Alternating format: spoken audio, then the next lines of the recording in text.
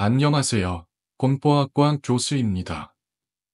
우리가 사는 이 세상에는 인간의 이해를 초월하는 일들이 끊임없이 벌어지고 있습니다. 뉴스에도 인터넷에도 나오지 않는 기이하고 섬뜩한 사건들이 어둠 속에서 조용히 일어나고 있죠. 우리가 모르는 사이 누군가는 상상조차 할 수 없는 공포 속에 치심되고 있을지도 모릅니다. 오늘 들려드릴 이야기는 그런 공포의 한 방면입니다. 인간이란 존재가 얼마나 잔혹하고 무서운지를 다시금 깨닫게 될 것입니다. 지금부터 여러분을 잊지 못할 공포 속으로 안내하겠습니다. 제가 서울에서 경찰로 근무하던 시절, 지금으로부터 약 20년 전의 일입니다. 당시 저는 서울에서도 강력 범죄가 빈번하게 일어나는 지역에서 근무하고 있었습니다. 수많은 사건을 경험했지만 그 중에서도 유독 기억에 남는 사건이 하나 있습니다. 그날은 폭우가 쏟아지던 밤이었습니다. 마치 하늘이 무너지는 듯한 기세로 내리는 비에 도로는 잠기고 한간의 수위가 급격히 상승했죠. 저는 야간 근무 중이었고 새벽 1시가 되자 긴급 출동 요청이 들어왔습니다. 사건의 심각성을 반영하듯 경찰차 5대가 동원되었습니다. 출동하는 차 안에서 무슨 일이냐고 묻자 동료가 신고 내용을 들려주었습니다. 이웃 주민이 한 가정집에서 들려오는 심한 소음에 경찰을 불렀다는 것이었죠. 그런데 초범 출동한 경찰들이 집 문을 두드리는 순간 안에서 불이 꺼졌다고 합니다. 한참을 기다리던 중 갑자기 창문이 깨졌고 금이유리에 선명한 핏자국이 남아 있었습니다. 그들은 더 이상 기다릴 수 없었습니다. 창문을 깨고 진입하자 거실에는 한 남자가 머리에서 피를 흘리며 겁에 질린 채 떨고 있었습니다. 처음엔 자해나 정신 이상에 의한 사고라고 생각했지만 그때 안쪽 방문이 거칠게 열리며 한 여자가 뛰쳐나왔습니다. 그녀의 손에는 피에 젖은 칼이 들려 있었고 그녀는 앞에 서 있는 남자를 아무런 망설임 없이 난도질하기 시작했습니다. 마치 어린아이가 크레파스로 벽을 색칠하듯 벽지에는 핏방울이 튀며 붉은 그림이 그려졌죠. 집 안으로 진입한 2명의 경찰이 여자를 제압하려 했지만 그녀의 힘은 기정상적이었습니다. 필사적으로 팔을 빼앗으려 했지만 그녀는 비명을 지르며 믿기 어려운 계력을 발휘했습니다.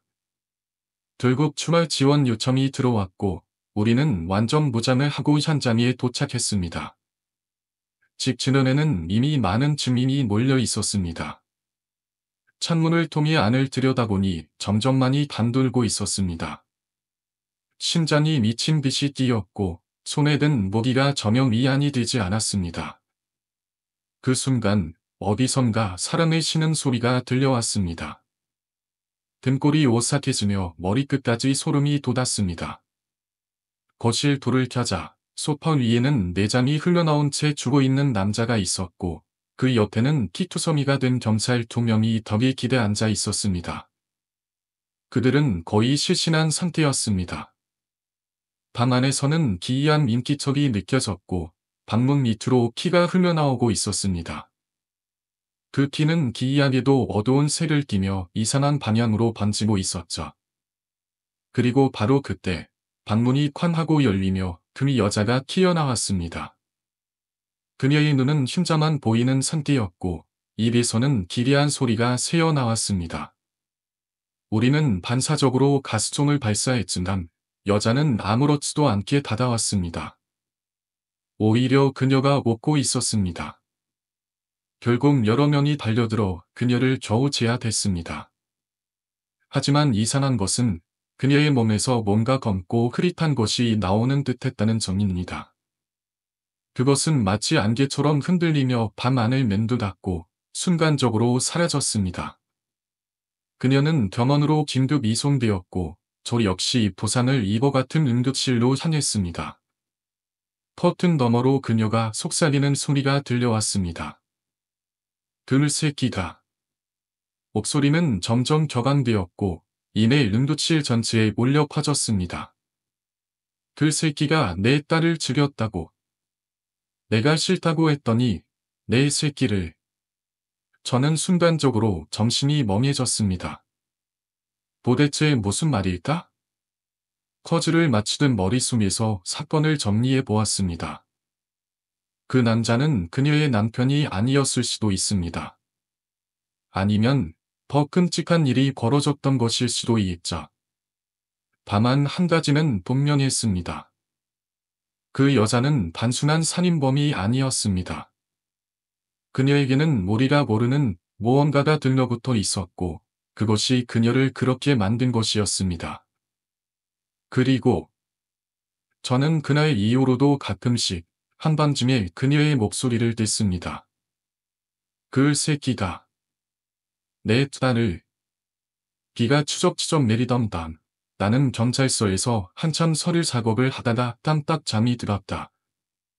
한참을 자고 난 뒤 나는 곧장 사건 현장으로 돌아갔고 선배에게 불살이 사건은 어떻게 되었냐고 물었다. 선배는 한숨을 내쉬며 나를 바라보더니 조용한 목소리로 말했다. 그거 생각보다 더 끔찍한 사건이야. 나는 자세한 내용을 듣기 위해 선배의 말을 경청했다. 그리고 내가 처음에 상상했던 것과는 전혀 다른 진실을 마주하게 되었다. 피해자와 용의자는 부부가 아니었다. 그날 여자나 죽인 남자는 사실 그녀의 딸이 아르바이트하던 가게의 사장이었다. 사장은 여자의 딸에게 끊임없이 주문대며 사귀자고 집요하게 따라다녔다. 딸은 당연히 거부했지만 사장은 점점 더 집착했다. 결국 그날 밤 사장은 여자의 딸을 강제로 범하고 잔혹하게 살해해버렸다. 이 사실을 알게 된 어머니는 완전히 정신을 놓아버렸다. 그녀는 집안에 숨어있던 사장을 찾아내 잔인하게 살해했다. 생각해봐. 남편을 일찍 여의고 딸 하나만 바라보며 살아온 엄마야. 그런데 세상에서 가장 소중한 딸이 그런 일을 당했어. 그게 눈앞에 보이는 인간의 짓이라는 걸 알았을 때 그 심정이 어땠겠어? 선배는 담배를 입에 물고 깊은 한숨을 내쉬었다. 순간의 쾌락 때문에 한 남자가 멀쩡히 잘 살아나던 한 가정을 지옥으로 끌고 간 거야. 선배는 더 이상 말을 잇지 못했다. 그날 밤 나는 창밖으로 들려오는 빗소리를 들으며 문득 생각했다.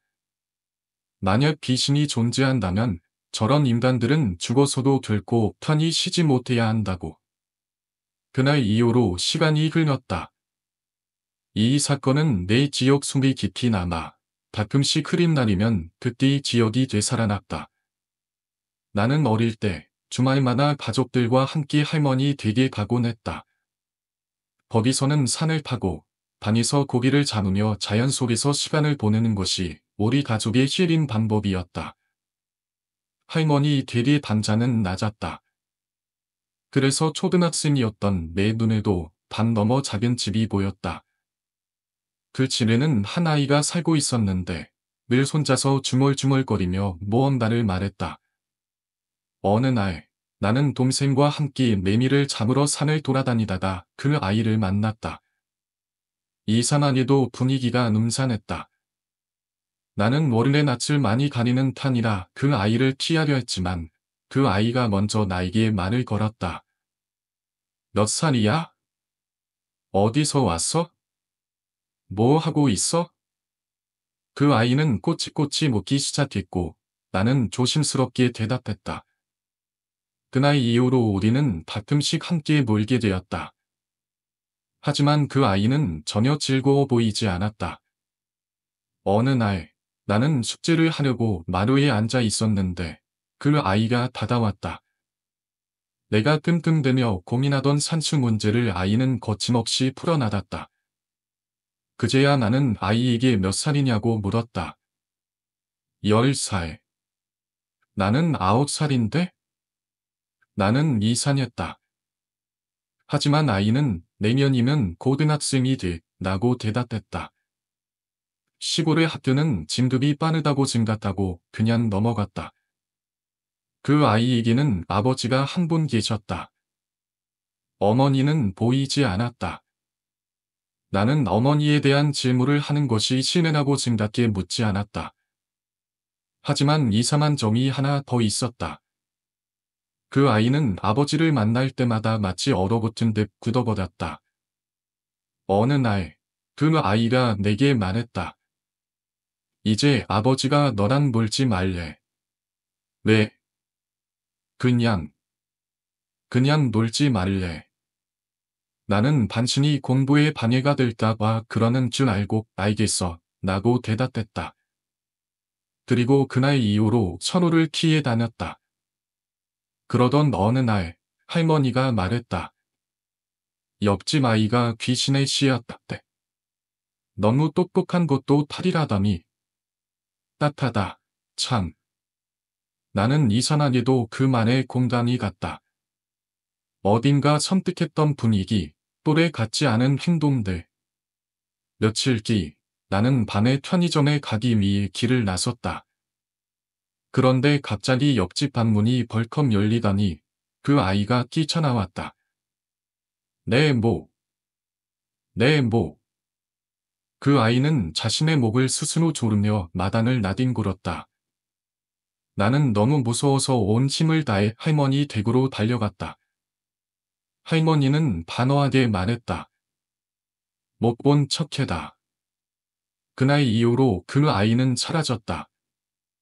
마을 사람들은 모두 아이를 찾아 나섰다. 하지만 몇 날 며칠이 지나도 찾지 못했다. 그리고 결국 아이는 뒷산에서 발견되었다. 그 아이는 나무에 목을 맨 채 쥐고 있었다. 그런데 그 긴 혀와 엉덩이에서 나온 장기들은 모두 동물의 것이었다. 비가 추적추적 내리던 밤, 나는 경찰서에서 서류 작업을 하다가 깜빡 잠이 들었다. 한참을 자고 난 뒤 사건 현장으로 돌아가 선배에게 물었다. 그 살인 사건은 어떻게 됐어요? 선배는 깊은 한숨을 쉬며 나를 바라보더니 조용한 목소리로 대답했다. 그거 생각보다 더 끔찍한 사건이야. 나는 더 자세한 이야기를 듣기 위해 선비의 말을 경청했다. 그리고 내가 처음 예상했던 것과는 전혀 다른 진실을 마주하게 되었다. 피해자와 용의자는 도구가 아니었다. 그날 여자나 살해한 남자는 사실 그녀의 딸이 아르바이트하던 가게의 사장이었다. 사장은 여자의 딸에게 끊임없이 집적거렸고 딸이 거부할수록 집착은 더 심해졌다. 그러던 어느 날 밤, 사장은 딸을 단죄로 범하고 잔혹하게 살해했다. 이 사실을 알게 된 어머니는 완전히 정신을 놓아버렸다. 그녀는 분노와 절망 속에서 범인을 찾아내 무참히 살해했다. 그 여자가 얼마나 처절한 심정이었을지 상상해봐. 세상에서 가장 소중한 딸을 그렇게 잃었는데 그 짓을 한 사람이 눈앞에 살아 숨쉬고 있었다면 뭐라도 참을 수 있었을까? 선배는 스무숨을 지으며 말을 이었다. 결국 사람은 괴물이 될 수도 있는 거야. 특히 살아나는 일을 잃었을 때. 나는 창밖으로 내리는 비를 바라보며 생각했다. 만약 귀신이 존재한다면 그런 인간들은 죽어서도 결코 편히 쉬지 못해야 한다고. 그날 이후로 시간이 흘렀지만 사건은 내 머릿속에 깊이 각인되어 흐린 날이면 문득 떠오르곤 했다. 나는 어릴 때 주말마다 할머니 댁에 가곤 했다. 할머니 댁이 낮은 밤 너머로 작은 집이 보였는데 그곳에는 늘 손자 중얼거리며 놀고 있는 아이가 살고 있었다. 어느 날 나는 동생과 함께 매미를 잡으러 다니다가 그 아이를 만났다. 가까이 가보니 아이의 얼굴은 창백하고 눈에는 초점이 없었다. 그런데 아이가 먼저 말을 걸었다. 몇 살이야? 어디서 왔어? 뭐 하고 있어? 그 아이 이후로 가끔씩 같이 놀았지만 그 아이는 항상 어딘가 불안해 보였다. 어느 날 나는 숙제를 하려고 마루에 앉아 있었다. 그런데 그 아이가 다가와 나보다 훨씬 빠르게 문제를 풀었다. 나는 신기해서 아이 이리 물었다. 몇 살이야? 11살. 나는 9살인데? 아이의 대답은 이상했다. 그런데 아이는 내년이면 고등학생이 돼 라고 덧붙였다. 그 아이 1위는 아버지가 있었지만 어머니는 보이지 않았다. 그리고 아이는 아버지를 만날 때마다 온몸이 굳어버렸다. 그러던 어느 날 아이가 말했다. 이제 아버지가 너랑 놀지 말래. 왜? 그냥 놀지 말래. 그날 이후로 우리는 서로를 피했다. 그러던 어느 날 할머니가 이상한 말을 했다. 옆집 아이가 귀신의 씨였다대. 너무 똑똑한 것도 탈이라더니. 딱하다. 참. 며칠 후 밤 편의점에 가려고 길을 나섰다. 그런데 옆집 방문이 벌컥 열리더니 그 아이가 뛰쳐나왔다. 내 목. 내 목. 아이의 얼굴은 새파랗게 질려 있었고 자신의 목을 스스로 조르며 뒹굴었다. 나는 볼에 질려온 힘을 다해 할머니 댁으로 뛰어갔다. 못 본 척해다. 그날 이후로 그 아이는 사라졌다. 마을 사람들은 며칠 동안 수습했지만 결국 아이는 뒷산에서 발견되었다. 그 아이는 나무에 목을 맨 채 죽어 있었다. 그런데 그 진서와 몸에서 튀어나온 내자는 모두 동물의 것이었다. 그리고 더욱 소름 끼치는 것은 아이가 사라진 지 하루 만에 시체가 엄청난 속도로 복귀했다는 점이었다. 마치 이미 죽어 있던 것처럼. 그리고 그 집은 층단화되었다. 밤이 되면 사람들은 그 집 근처를 지나가는 것조차 꺼렸다. 많은 이들이 그곳에서 누군가 목을 조르는 듯한 치는 소리를 들었다고 증언했다. 나는 문득 생각했다. 어쩌면 그 아이는 이미 오래전부터 이 세상 사람이 아니었던 건 아닐까? 이 이야기는 여기까지입니다. 아마도 이 사람에게는 할머니 짐이 떠오를 때마다 이 지역이 가장 먼저 떠오를 것입니다. 시골에서 만난 그 친구는 참으로 안타깝기만 하니라. 보통 어린아이라 귀신에 씌였다고 하면 이는 성인이 되어 신을 맞이하는 것과는 많이 다릅니다. 저도 직접 본 적은 없지만 봄자심이라고 해서 어린 나이에 귀신을 보거나 신을 받아야 하는 운명을 가진 아이들이 있다고 합니다. 그런 아이들은 신을 받아 무당이 되어야 하는 운명을 타고나는 경우도 있지만 그렇지 못할 경우 기륵적인 결말을 맞이하기도 합니다. 예전에 한 다큐멘터리에서 본 적이 있는데 한 어린아이가 신의 기운을 받아들이기 시작하자 부모는 이를 막으려 애썼습니다. 하지만 결국 부모는 어린 딸에게 절을 하며 기도할 수밖에 없었습니다. 신이 들어와서 무당처럼 힘도하는 아이를 보며 오는 부모의 모습이 아직도 생생합니다. 어쩌면 시골에서 만난 그 친구도 비슷한 상황이 아니었을까? 다만 신을 받아 무당이 된 것이 아니다. 거부한 대가로 끔찍한 희생을 치른 것일 수도 있습니다.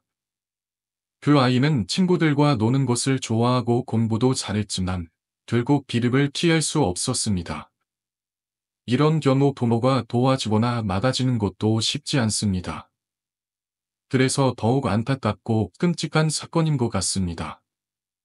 어머니께서 저를 낳기 전에 겪은 일도 생각납니다. 지금으로부터 45년 전 신혼이었던 부모님은 할머니의 소개로 작은 단칸방을 월세로 얻어 생활하셨습니다. 그런데 어머니는 처음부터 그 집이 꺼림칙하다고 느끼셨습니다. 집을 구경하던 중 부엌에서 검은 옷을 입은 여자가 자신을 바라보고 있었습니다. 여보세요?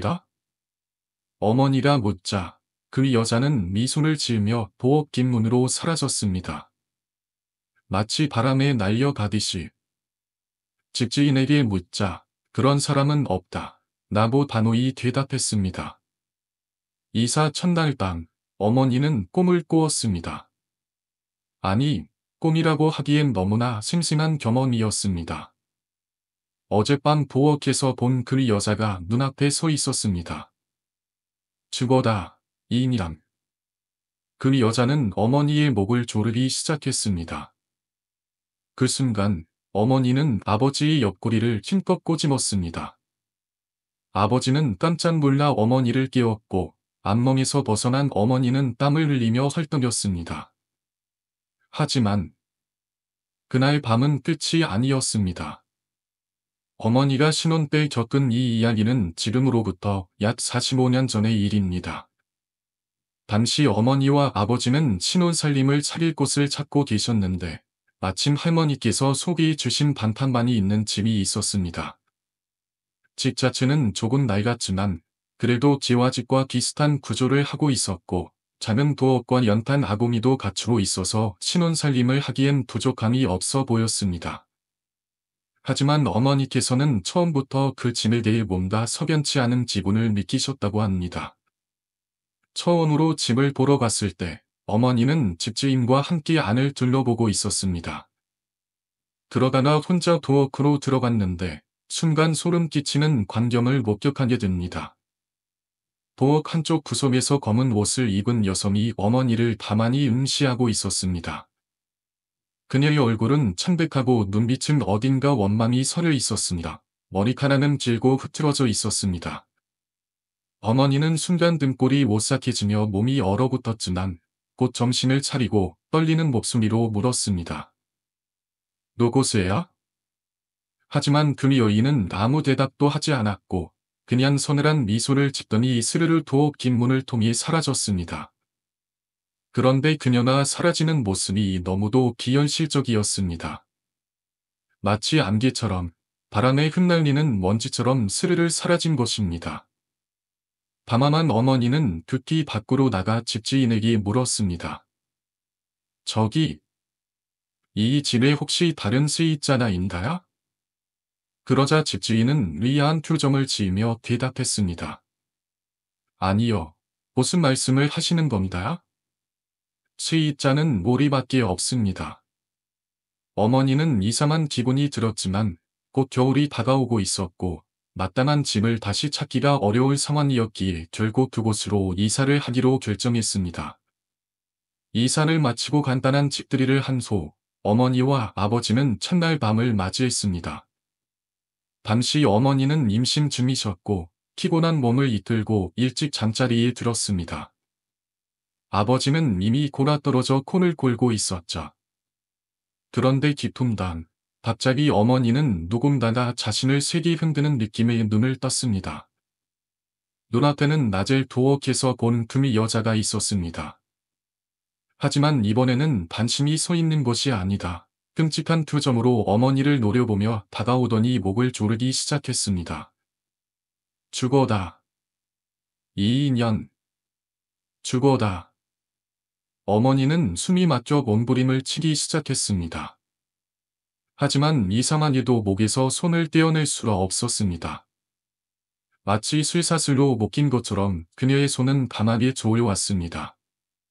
어머니는 갈심히 비명을 질렀고 그 소리에 잠에서 깨어난 아버지가 급히 어머니를 흔들어 깨웠습니다.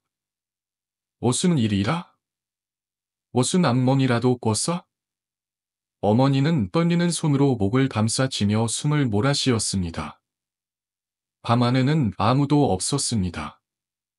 하지만 동련이 방금 전까지도 목을 조르는 그 손의 감촉이 남아 있었습니다. 아버지는 어머니가 요즘 너무 피곤해서 악몽을 꾼 거라고 생각하며 위로했지만 어머니는 쉽게 잠을 이루지 못했습니다. 그리고 그날 이후 밤마다 기이한 일들이 계속해서 일어났습니다. 금이 여자는 매일 밤 찾아왔습니다.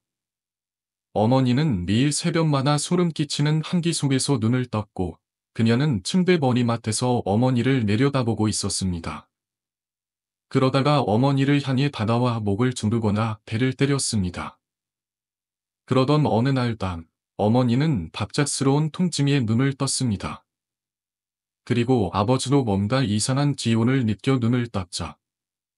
아버지가 본 것은 믿기 어려운 광경이었습니다. 검은 형체가 어머니의 몸 위에 올라타 있었고 한 손으로는 어머니의 목을 조르고 다른 한 손으로는 어머니의 배를 마구 때리고 있었습니다. 너 뭐야? 누구야? 아버지는 그 형체를 향해 주먹을 날렸지만 순간 형체는 연기처럼 사라졌습니다. 그리고 어머니는 혼절한 채로 쓰러졌습니다.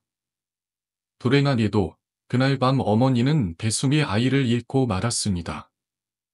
집주인 아주머니의 도움으로 간신히 위기를 넘겼지만 어머니는 극심한 상실감에 빠졌습니다. 그런데 그때 시골에 계시던 외할머니가 아무런 연락도 없이 갑자기 찾아오셨습니다. 꿈자리라 너무 뒤숭숭해서 무당을 찾아가 물어보니 퍼뜩 가보라고 하더라. 외할머니는 어머니에게 무슨 일이 있었는지 물었고 어머니는 그동안 있었던 일을 모두 말씀드렸습니다. 그러자 외할머니는 크게 놀라며 말했습니다. 내가 사는 집에 안이 깊이 맺힌 귀신이 붙어 있다. 내 애기를 데려갔다. 이러다 너까지 위험해진다. 결국 외할머니는 아시는 무당을 불러와 집을 보게 했습니다. 무당은 집에 들어서자마자 갑자기 식은땀을 흘리며 집주인을 향해 소리쳤습니다.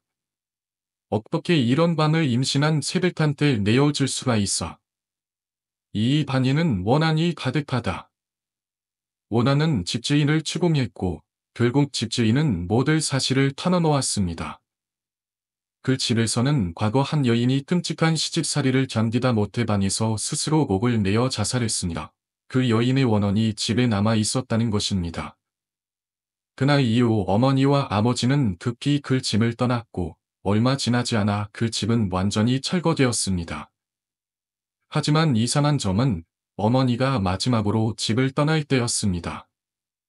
그동안 집 근처를 서성이던 한 할머니가 어머니를 보자마자 갑자기 도망쳤다고 합니다. 알고 보니 그 할머니는 과거 시집살이를 시킨 바로 그 시어머니였고 그녀는 결국 가족을 잃고 혼자 남아 비참한 삶을 살았다고 합니다. 원한은 쉽게 사라지지 않습니다. 그리고 한이 깊이 맺힌 귀신은 살아있는 사람에게까지 영향을 미칠 수 있습니다. 어머니가 겪은 이 끔찍한 사건은 단순한 악몽이 아니라 진짜 현실이었던 것입니다. 어머니께서 그 집에 머물던 시절, 마을 사람들은 그 집에 대한 이야기를 조심스럽게 나누곤 했습니다. 처음에는 단순한 헛소문인 줄 알았지만 부모님이 그곳에 머물면서 점점 이상한 일들이 벌어지기 시작했습니다. 찬방에서 낮은 쉬는 소리가 들리기도 했고 새벽이면 마당에서 누군가 걸어다니는 듯한 발소리가 들리기도 했죠. 처음에는 바람 소리겠거니 생각했지만 어머니는 밤마다 점점 깊은 불안에 휩싸이셨다고 합니다. 그러던 어느 날 어머니는 꿈을 꾸었습니다. 창백한 얼굴의 여인이 밤 한가운데 서서 어머니를 바라보고 있었죠. 그녀의 눈동자는 깊고 어두워 마치 그 안에 빨려 들어갈 것 같았고 그녀의 입술은 무언가를 말하려는 듯 떨리고 있었습니다. 하지만 소리는 나오지 않았습니다. 그녀는 그저 어머니를 가만히 바라볼 뿐이었고 어머니는 그 자리에서 움직일 수 없었습니다. 그 순간 어머니는 한기가 등골을 타고 올라오는 것을 느꼈습니다. 꿈에서 깨어난 소일도 그 지고는 쉽게 가시지 않았습니다. 밤하는 싸늘했고 창문은 닫혀 있었음에도 불구하고 어딘가에서 찬바람이 스며 나오는 것 같았습니다. 그날 이후 어머니는 점점 몸이 쇠약해졌고 자주 안멍에 시달리셨습니다. 아버지는 처음에는 피곤해서 그런 거라며 대수롭지 않게 생각했지만 시간이 지나면서 어머니의 얼굴이 점점 창백해지고 기력이 떨어지는 것을 보고는 걱정하기 시작하셨습니다.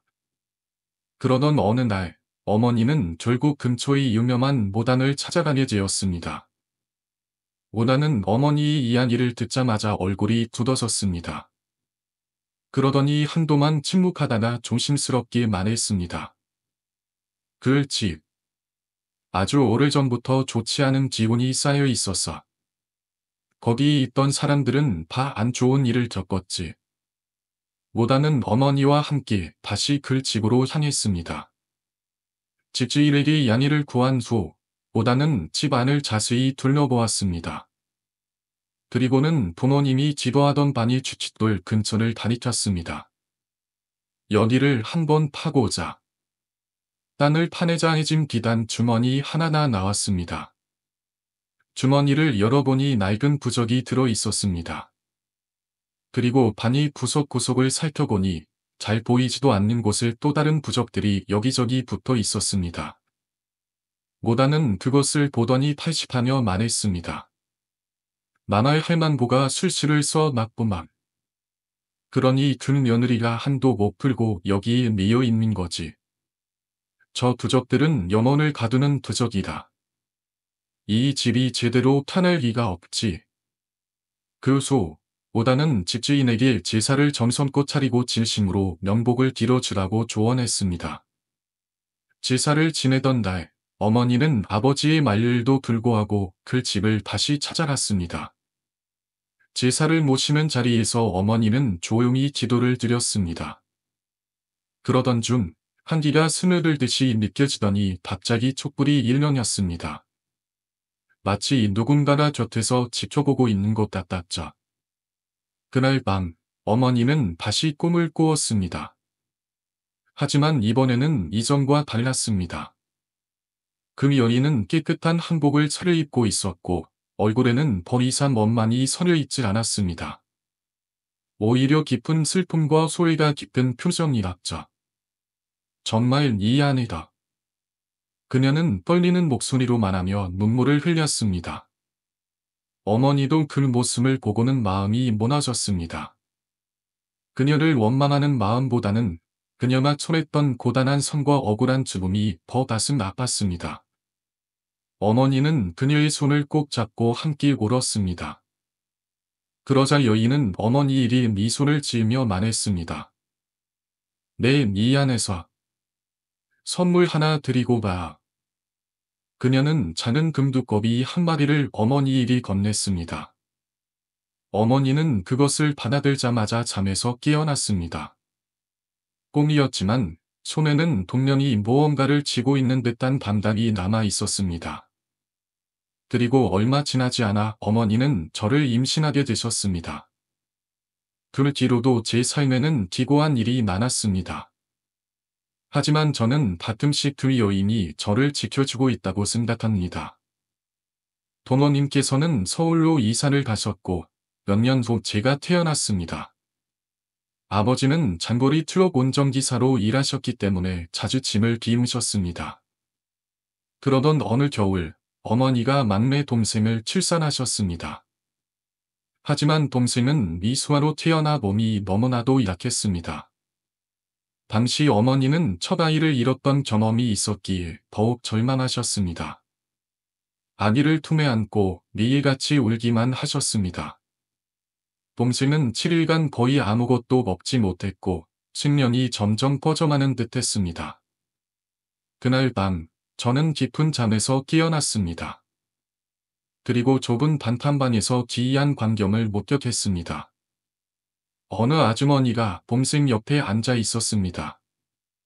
그녀는 부드러운 미소를 짓고 있었고 몸에서는 은은한 빛이 발산되고 있었습니다.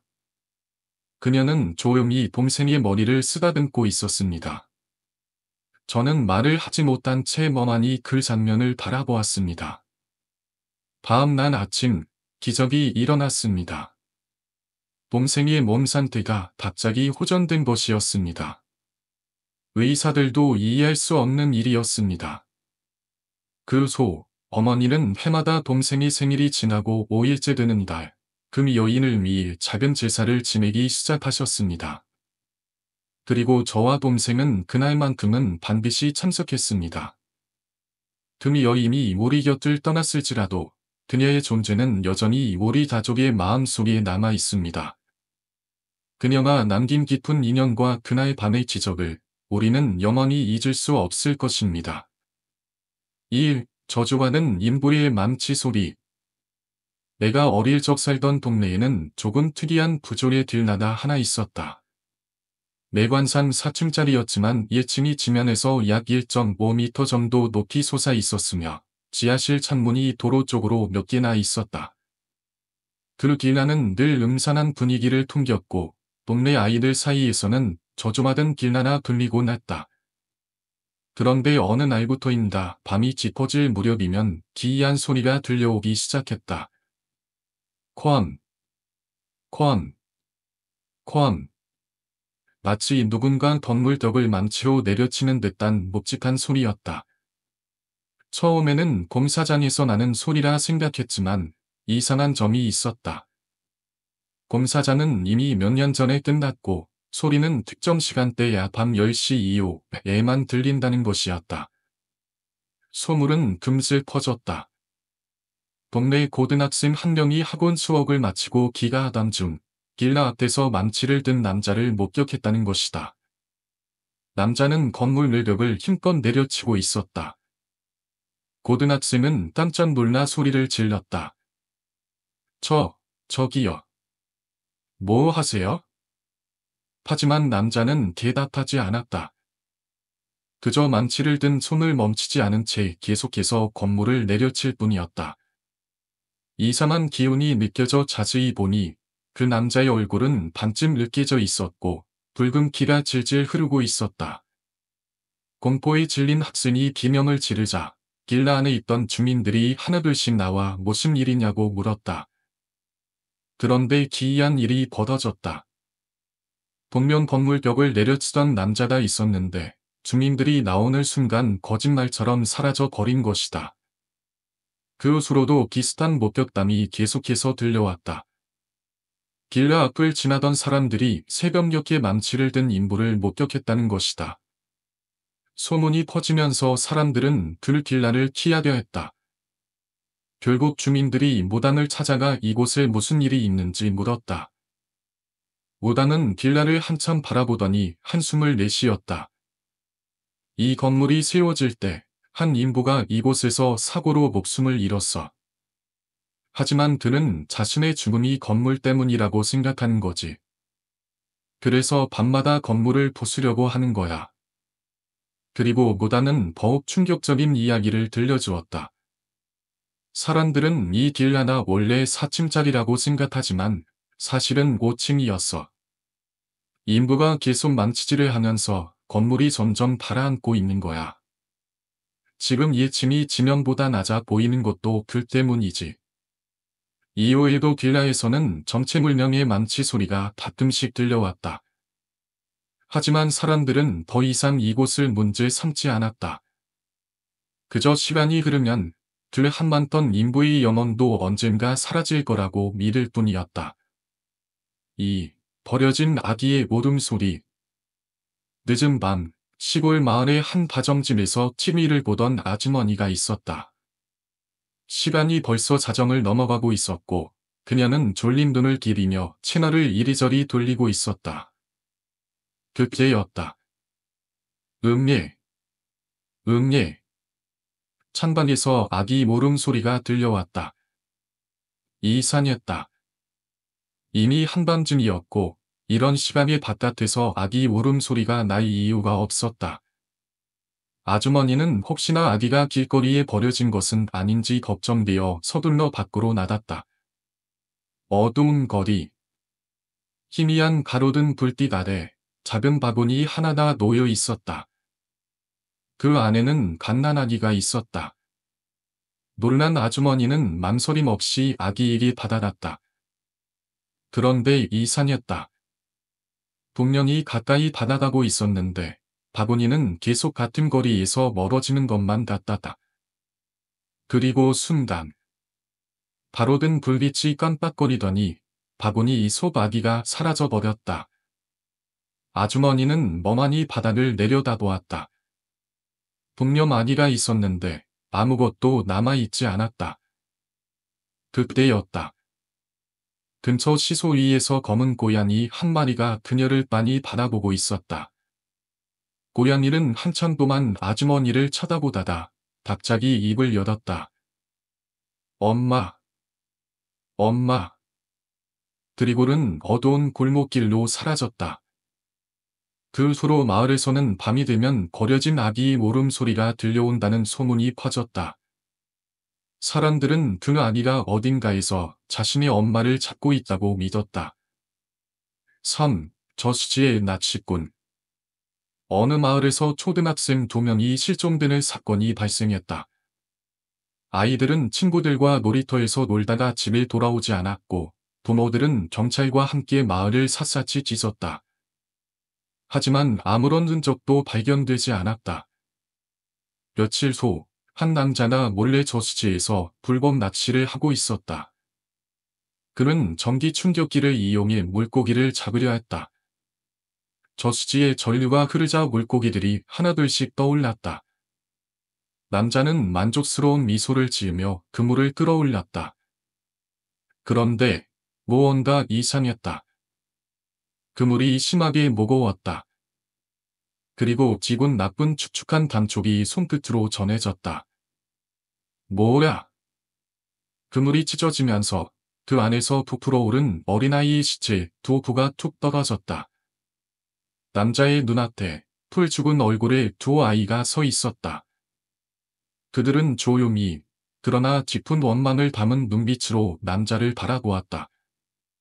남자는 공포에 질려 그 자리에서 비명을 지르며 도망쳤다. 하지만 그 이후 그는 점점 시척해져 갔고 결국 원인을 알 수 없는 병으로 죽고 말았다. 그 마을에서는 그 이후로도 밤이 되면 저수지 근처에서 어린아이들의 웃음소리가 들려온다고 했다. 누군가는 그것이 실종된 아이들의 영혼이라고 믿었다. 이야기는 마치 안개가 자욱한 밤처럼 기묘한 분위기를 자아내고 있었다. 어린 시절부터 동네 어귀에서 들려오는 괴담들은 언제나 사람들의 입을 통해 퍼져나갔다. 물론 어떤 이야기들은 너무도 끔찍하고 유명해져서 각종 미디어와 인터넷 커뮤니티를 통해 전국적으로 알려지기도 했다. 오래전 한 유명한 괴담을 다루는 TV 프로그램에서 우리 동네가 방영된 적이 있다. 다른 지역으로 넘어가는 길목에 자리한 오래된 폐건물. 그곳에서는 밤마다 흐느끼는 울음소리와 사람 목소리가 들린다는 소문이 돌았다. 나 역시 어린 시절이었지만 마을 사람들 사이에서 그곳이 촬영 대상으로 선정되었다는 이야기가 퍼진 것을 기억하고 있다. 그리고 실제로 방송이 나왔을 때 그 소문이 짐산이 밝혀졌다. 알고 보니 그 건물은 불량 학생들의 은신처였고 그들이 밤마다 모여 떠들다가 흘릴 소리가 이름이 물음소리로 둔갑했던 곳이다. 그러나 시간이 지나면서 그 건물은 철거되고 그 자리에 으리으리한 아파트가 들어서며 소문도 흔적 없이 사라졌다. 하지만 우리 마을에서 가장 유명했던 괴담은 따로 있었다. 그것은 너무도 기묘하고 섬뜩한 이야기였기에 나는 바른 지위에 숨기하고 싶다.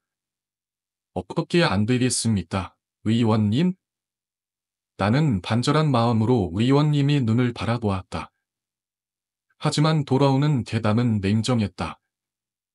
자네 사정을 모르는 건 아니네만 나도 그리 녹록지 않네.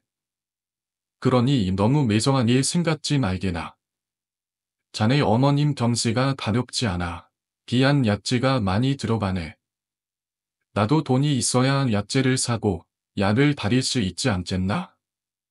그간 외상으로 주긴 했지만 이제 더는 사정을 봐줄 수가 없어. 외상당을 갖기 전에는 약을 내어줄 수 없네. 의원님의 말이 원망스럽지는 않았다. 오히려 지금까지 아무 말 없이 비싼 약을 내어준 것만으로도 감사할 일이었다. 그러나 어머니의 병세는 이미 짚어질 대로 짚어진 상태. 지금 당장 손을 쓰지 않으면 회복이 불가능할지도 모른다는 절박함이 나를 짓누르고 있었다. 제발 1,000만이라도 내어 주십시오. 어머님께서 너무 힘들어하십니다. 돈은 반드시 마련해 오겠습니다. 어떻게든 받겠습니다. 나는 눈물을 머금고 간절히 예언했다. 의원님은 깊은 한숨을 내쉬고는 마침내 작은 꾸러미를 내밀었다. 허어, 차. 그렇게까지 원하니 내 사람된 도리로 내어주겠네. 하지만 이것이 정말 마지막이야. 나는 의원님께 머리를 깊이 숙여 감사를 표했다. 손에 쥔 약봉지는 너무도 소중한 것이었다. 한시라도 빨리 어머니께 전해야 했다. 그때였다. 이 엄마. 잠깐만 기다려봐. 멀리서 다급한 목소리가 들려왔다. 돌아보니 동갑내기 친구, 호정이가 헐레벌떡 끼어오고 있었다. 얼굴은 창백했고 광대뼈가 도드라져 보일 정도로 야리어 있었다. 무슨 일이야? 나 빨리 가서 어머니께 약을 드려야 해. 고정이는 거친 숨을 못하시며 말했다. 요마, 너 돈 필요하지? 갑작스러운 질문에 나는 반색하며 대답했다. 그럼. 안 그래도 당장 어머니 약담이 필요해서 고민 중이었어. 왜? 어디 괜찮은 일거리라도 있는 거야? 고정이는 주변을 한번 둘러보더니 낮은 목소리로 속삭였다. 이따가 해가 완전히 지고 나면 마을 잔씀 안으로 와. 아무한테도 말하면 안 돼. 이건 우리 둘만의 기밀이야. 잘 되면 우리 둘 다 큰 돌을 만질 수 있을 거야. 고정이는 재차 주위를 살피더니 후다닥 자리를 피했다. 나는 의아했지만 지금 당장 중요한 것은 어머니의 건강이었다. 어머니께 약을 다려드리고 곁을 지키고 있자니 어느새 반이 깊었다. 약 덕분인지 모처럼 깊이 잠든 어머니를 보며 나는 결심했다. 반드시 돈을 구해야 한다. 어머니라 이대로 고통받게 둘 순 없었다. 나는 잠슨 안으로 향했다. 고정이는 이미 기다리고 있었다. 너 이 일에 대해 절대 누구에게도 말하면 안 돼, 알겠어? 고정이는 내 어깨를 꽉 붙잡고 다짐을 받았다. 알겠어. 그런데 대체 무슨 일이길래 그래? 고정이는 내 손을 이끌고 뒷산으로 향했다. 산길을 5번 중에 가는 거야? 대체 뭐 하려고? 조용히 해. 며칠 전에 이상한 장사꾼을 만났어. 그 사람이 말하기에 이 산속에 엄청 귀한 약초가 자라고 있대. 그걸 몰래 키워서 팔면 큰 돈을 벌 수 있다고 하더라. 그런데 나 혼자서는 도저히 감당할 수 없어서 내 도움이 필요해. 약초라고? 대체 얼마나 비싸길래 그래? 고정이는 목소리를 더욱 낮추었다. 그 장사꾼이 그러는데 이 약초는 보통 약재가 아니야. 사람을 살리는 약초가 아니라 사람을. 고정이의 말끝이 흐려졌다. 사람을 뭐? 나는 불길한 이감에 온몸이 떨렸다. 발길 아래 고정이의 청백한 얼굴이 기묘하게 일그러져 보였다. 죽이는 약초야. 독초지. 그런데 그걸 잘 가공하면 엄청난 돈을 벌 수 있다. 그 순간 온몸에 소름이 돋았다. 내게는 어머니의 약담이 절실했지만 이건 너무 위험한 일이었다. 너 이걸 정말 하려고? 고정이는 조용히 고개를 끄덕였다. 너도 선택해야 해, 용마. 돈이 필요하잖아. 어머니를 살려야 하잖아. 그 말이 가슴 깊숙이 파고들었다. 나는 목없이 침을 삼켰다. 산소미는 전만이 감도닿고 숲속 어디선가 알 수 없는 소름 끼치는 소리가 들려왔다. 나는 과연 어떤 선택을 해야 하는 걸까? 나는 무릎을 꿇고 호정이를 바라보았다. 눈앞이 흐려졌다. 뜨거운 것이 목구멍을 타고 넘어왔지만 울면 안 된다고 생각했다. 지금은 감정을 내보일 때가 아니었다. 고정아. 제발. 털을 줘. 단 하나만이라도. 고점은 담담한 표정으로 날 내려다보았다. 하지만 이내 그의 눈빛은 차갑게 식었다. 너 갑자기 무슨 소리야? 털이 얼마나 귀한데. 아직 완전히 잊지도 않았다고 했잖아. 그거라도 괜찮아. 어머님이 오늘 밤을 넘기기 힘들대. 위원님도 방법이 없다고 하셨어. 혈이 죽은 사람도 살릴 수 있다고 했잖아. 그렇다면 덤들 사람을 낫게 하는 건 당연한 거 아니야? 포정이 눈썹이 꿈틀거렸다. 네 마음은 알겠는데 지금은 안 돼. 털이 완전히 익으려면 아직도 시간이 더 필요해. 지금 따맞자 효과가 있을지 장담 못해. 그래도 시도라도 해봐야지. 어머님이 돌아가시면 다 무슨 소용이야? 쌀이 500섬이 아니라 1000섬이라도 어머님이 안 계시면 아무 의미 없다고. 나는 버리 소리를 질렀다. 숨이 바빠졌다. 눈앞이 뽀얗게 변했다. 하지만 호정의 표정은 변하지 않았다. 너, 내가 지금 뭘 하려는 건지 알아? 우리 둘이 같이 키운 혈이야. 그런데 내가 혼자 먹겠다고? 그의 목소리는 차가웠다. 하지만 나는 그 말이 틀렸다고 생각하지 않았다. 혼자 먹겠다는 게 아니야. 어머님을 위해서라. 내가 날 믿는다면 혈 하나만 줘, 딱 하나만. 하지만 호정은 고개를 저었다. 안 돼. 나는 더 이상 말하지 못했다. 호정은 내 눈을 똑바로 바라보다가 가볍게 한숨을 쉬었다. 이제 보다다. 오늘 밤은 유난히 춥다. 그 말과 함께 그는 돌아섰다. 그리고 나는 바닥에 주저앉았다. 하지만 난 포기할 수 없었다. 그날 밤 나는 몰래 산을 올랐다. 달빛이 희미하게 비추는 어두운 숲길을 따라 발걸음을 옮겼다. 손에 쥔 등잔이 작게 흔들렸다. 호정이 있는지 몇 번이나 주변을 확인했지만 다행히도 그는 보이지 않았다. 조금만 떠오면 돼. 단 하나만이라도. 나는 속으로 드내며 기울가로 향했다.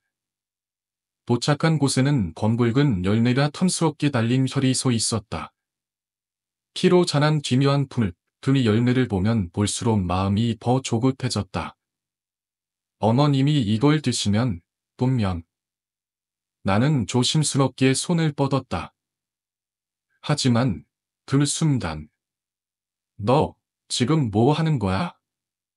섬뜩한 목소리가 등 뒤에서 들려왔다.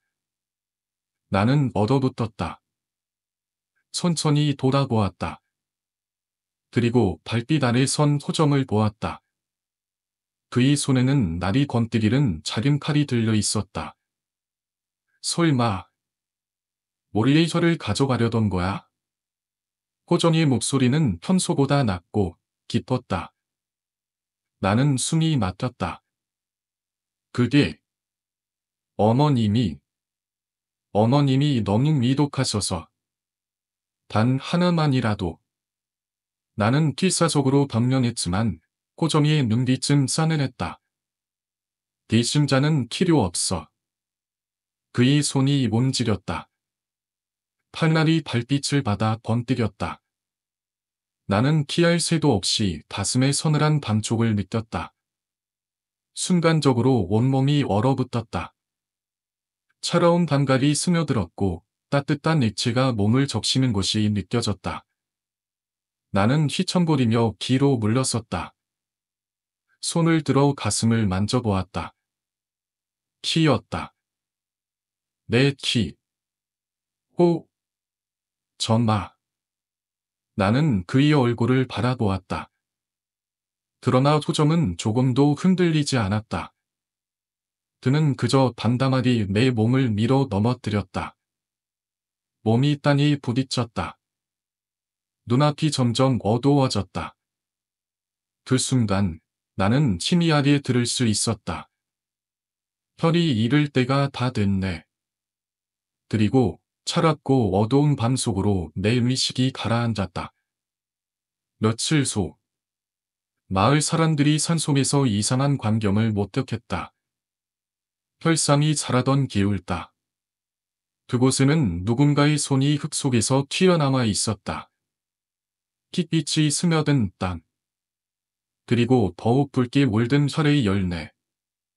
호정은 조용히 그곳을 바라보며 중얼거렸다. 이제야 제대로 익었네. 나는 무릎을 꿇었다. 바람이 서늘하게 들어와 옷자락을 흔들었지만 지금 내게는 그것조차 느껴지지 않았다. 호정아, 부탁한다. 우리 어머니, 우리 불쌍한 어머니가 오늘 밤을 넘기지 못할 거야. 의원님도 방법이 없다고 하셨다. 이대로라면 목이 메어 긴 말을 잇지 못했다. 입술을 깨물었다. 이제 와서 어지간한 약으로는 어림도 없어. 하지만 혈산만 있으면 우리 어머니를 살릴 수 있을 거야. 그러니까 제발 이렇게까지 무릎 꿇고 부탁할게. 그 혈삼 우리 어머니께 양보해줘. 그렇게만 해주면 내가 무슨 짓을 해서라도 그 혈삼다 쌀 500석 아니 1000석이라도 마련할게. 몸을 팔아서라도 기어이 마련할 테니까. 제발 제발 우리 어머니 좀 살려줘. 내 목소리는 반절했다. 호점은 아무 말 없이 나를 바라보았다. 그의 눈빛에는 흔들림이 있었다. 하지만 금슬 깊은 한숨을 내쉬며 대답했다. 그래. 사람이 돈보다 중요하지. 쌀 500석이고 1000석이고 내 어머니부터 살리고 보자.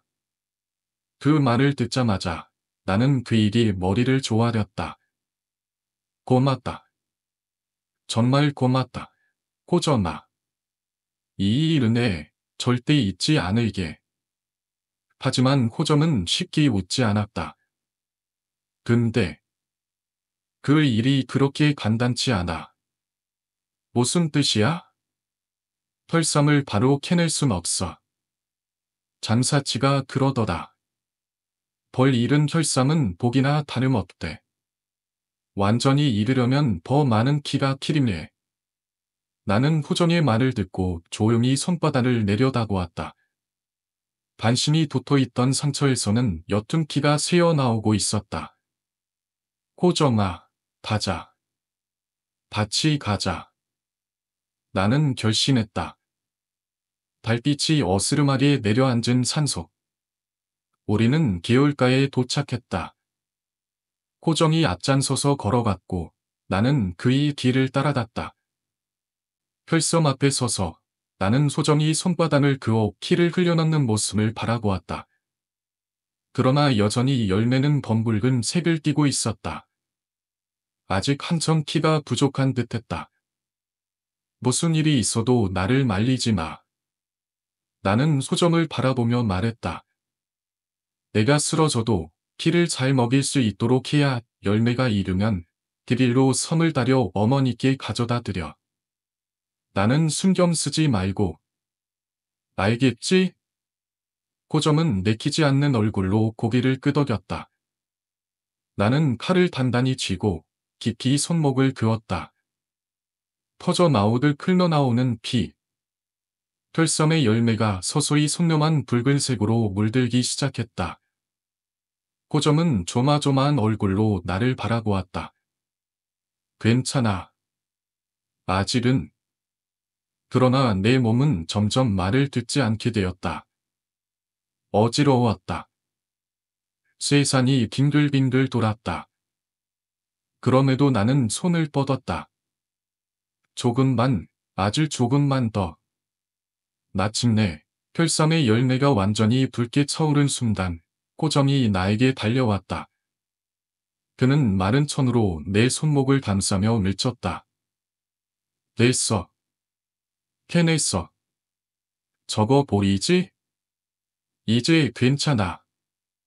나는 희미하게 웃으며 속삭였다. 어머님을 살릴 수 있어. 그러나 온몸이 얼어붙듯 차가워졌다. 숨쉬기조차 힘들었다. 호점은 딴을 헤쳐줄 쌈을 조심스럽게 캐냈다. 이제 내 어머님께 가져가다. 나는 힘겹게 고개를 끄덕였다. 그러나 도무지 몸을 움직일 수가 없었다. 호점이 내 손을 꼭 잡으며 말했다. 금방 발려드릴 테니까 정신 바짝 차리고 있어. 그는 날듯이 산을 뛰어 내려갔다. 나는 그 뒷모습을 바라보며 차분히 숨을 골랐다. 그래. 나도 살아서 어머님을 호강시켜드리고 호정이에게 은혜도 갚고. 그러나 시간이 지나도 몸이 움직여지지 않았다. 마치 피를 너무 많이 흘린 나무처럼 내 몸은 점점 더 차가워져갔다. 그때 저 멀리서 인기척이 들려왔다. 코점아. 희미한 목소리로 부르자 들려온 대답은 코점이의 목소리가 아니었다. 사람을 잘못 꼬신 것 같은데요. 낯선 목소리. 나는 숨겹게 고개를 돌렸다. 그곳에는 낡은 도롱이를 쓴 장사치가 서 있었다. 몸 상태가 많이 안 좋아 보이십니다. 혹시 이것 때문인가요? 그는 품에서 모험다를 꺼내 보였다. 붉게 물든 혈사. 눈이 커졌다. 그럴 리다. 혈삼은 분명 호정이 어머니께 다려드리러 갔어야 했다. 그런데 왜? 조금 전에 산을 다급히 내려오던 청년에게 샀습니다. 쌀 100석짜리 어원과 교환했죠. 장사치는 느긋하게 말했다. 그 청년, 호정이란 이름이었나요? 이상하더군요. 어찌나 다급하게 어음을 챙기던지 마치 도망치려는 사람 같았습니다. 그 순간 머릿속이 새하얘졌다. 믿을 수가 없었다. 호정아. 너 설마. 눈앞이 아득해졌다. 그리고 나는 서서히 어둠 속으로 가라앉았다. 붉은 혈삼의 맹세. 호정아. 부탁한다. 우리 어머니. 우리 불쌍한 어머니가 오늘을 넘기지 못하실지도 몰라. 내 목소리는 떨렸고 두 손을 바다리 짚고 간절히 빌었다. 이미 눈가에는 눈물이 가득 차 있었다. 지금 와서는 어지간한 약으로는 어림도 없어. 혈삼. 그 혈삼만 있으면 우리 어머니를 살릴 수 있어. 제발, 제발 부탁이야. 목소리가 점점 더 다급해졌다. 나는 바닥에 무릎을 꿇고 호정을 바라보았다. 단정한 마음이 전해졌을까? 하지만 호정은 아무 말 없이 나를 바라보았다. 그렇게만 해주면 내가 무슨 짓을 해서라도 그 혈상 값을 치르게. 쌀 500석. 아니, 100석이라도 내가 마련해 볼게. 몸을 팔아서라도 말이야. 그러니까, 제발. 우리 어머니 좀 살려줘. 한동안 침묵하던 소정이 깊은 한숨을 내쉬더니 마침내 조용히 대답했다. 그래.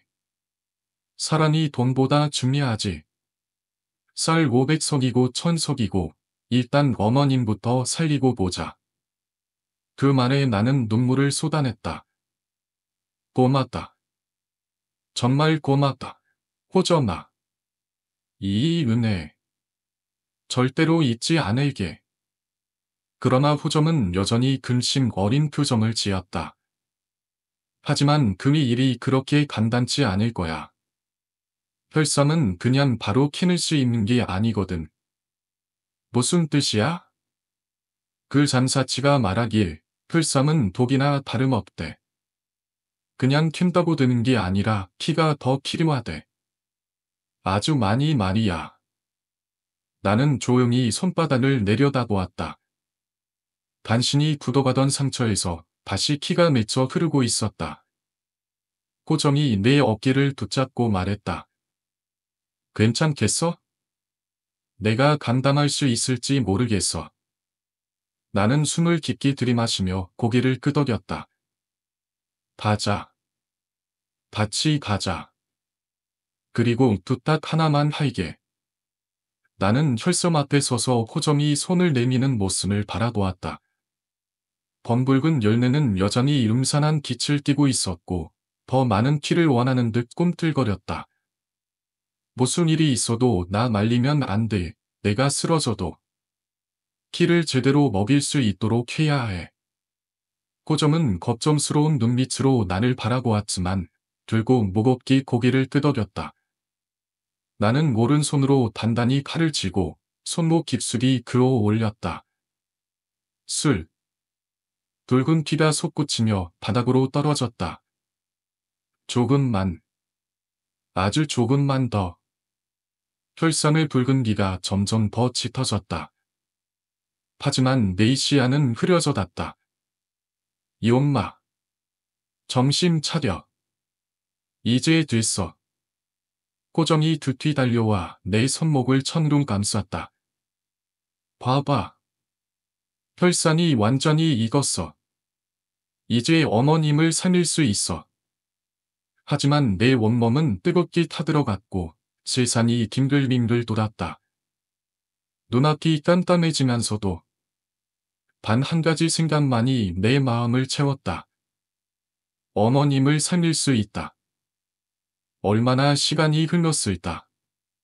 정신을 차렸을 때 꼬점은 이미 혈산의 뿌리를 캐내고 있었다. 봐. 완전히 익은 혈산이야. 마치 사람 형상처럼 생겼어. 신기하지 않아? 붉은 뿌리는 마치 사람의 팔과 다리처럼 얽혀 있었고 꿈틀거리는 듯한 찻감마저 들었다. 꼬점아. 어서 어머니께 가져다 드려. 내가 관심이 말하자 꼬점은 정신을 차리고 고개를 끄덕였다. 알겠어. 당장 내려가서 다려드릴게. 너도 정신 바짝 차려. 죽으면 안 돼. 알겠지? 꼬점은 혈섬을 통에 안고 산길을 달려 내려갔다. 나는 바다리에 누워 숨을 골랐다. 맞아. 나도 살아야 해. 살아서 어머니를 호감시켜드려야 해. 그렇게 시간이 얼마나 흘렀을까. 멀리서 발소리가 들려왔다. 꼬점아. 어머님은 괜찮으셔?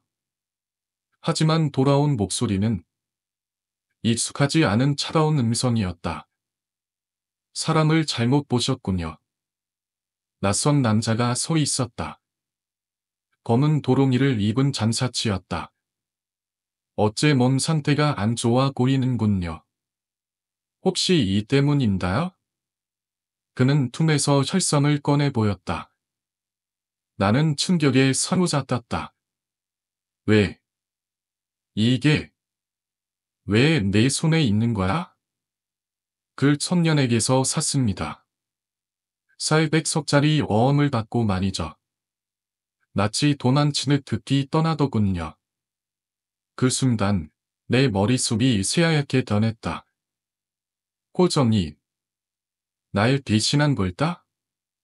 나는 믿을 수 없었다. 선생님, 부탁드립니다. 그 혈섬은 제 목숨을 걸고 치워낸 영약입니다. 그러니 제발 어머님께 드릴 수 있도록 해주세요. 그러나 장사치는 고개를 저었다. 장사꾼에게 공짜란 없습니다. 하지만 다른 방법이 있죠. 제게 새로운 혈섬을 만들어 주시면 됩니다.